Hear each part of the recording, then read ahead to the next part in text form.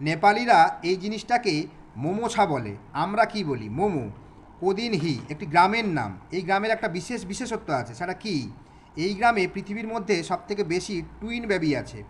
আসামের মানুষরা বলে এটা ভগবানের বাদ্যযন্ত্র, যা পাণ্ডবরা পৃথিবীতে এনেছিল। পুনেতে সবথেকে বেশি ব্যবহার হয়। এটি নাগপুরে সান্ধাল বলে। এটি কি? ঢোল। সুফি খোরশেদ প্রথম এই গ্রামে থাকতো, তার নামে এই গ্রামের নাম হয়। তারপর নীল সাহেবের স্ত্রী সেলিন নামে এই জায়গার নাম হয়। কোন জায়গা? শিলাইদহ।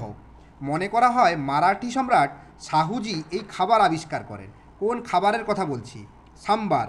দ্য সাম্মি কোম্পানি কোন গানের কপিরাইট রেজিস্টার করে? Happy birthday to you. পৃথিবীর সবথেকে বড় প্রাচীর চীনের প্রাচীর।